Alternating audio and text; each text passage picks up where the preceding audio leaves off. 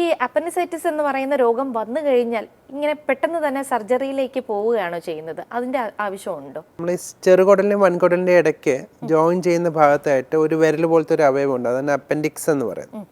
അതിൽ ഇൻഫെക്ഷൻ വന്നു കഴിഞ്ഞാൽ അതൊരു ബ്ലൈൻഡ് ലൂപ്പാണ്. അതായത് ഒരു സൈഡിൽ കൂടെ മാത്രമേ അതിനൊരു ഡ്രെയിനേജ് ഉള്ളൂ. അപ്പോൾ അതിൽ ഇൻഫെക്ഷൻ വന്നു കഴിഞ്ഞാൽ പിന്നെ അത് മാറാൻ ഒരു സാധ്യതയില്ല.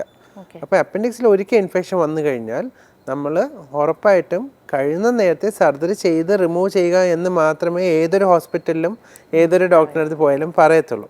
കാരണം അപ്പൻഡിക്സ് ഒരിക്കൽ ഇൻഫെക്ഷൻ ആയി കഴിഞ്ഞാൽ പിന്നെ അത് സർജറി ചെയ്ത് റിമൂവ് ചെയ്യുന്നത് വരെ നമുക്കത് എന്നും ഒരു ബുദ്ധിമുട്ട് തന്നെ ആയിരിക്കും.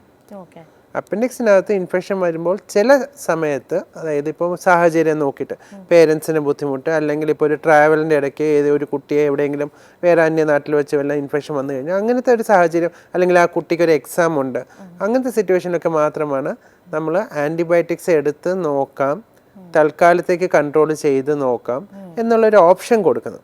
കാരണം തൽക്കാലത്തേക്ക് ആൻറ്റിബയോട്ടിക്സ് കൊടുത്ത് കൺട്രോൾ ചെയ്താൽ പോലും അത് ഇൻഫെക്ഷൻ കുറച്ച് കഴിയുമ്പോൾ പിന്നെ ഇൻഫെക്ഷൻ വരാനും, അത് ചിലപ്പോൾ ഇതുപോലെ മൈൽഡ് ഇൻഫെക്ഷൻ ആയിരിക്കണം എന്നില്ല, ചിലപ്പോൾ അന്നൊരു സിവിയർ ഇൻഫെക്ഷനിലേക്കായിരിക്കും പോവുക.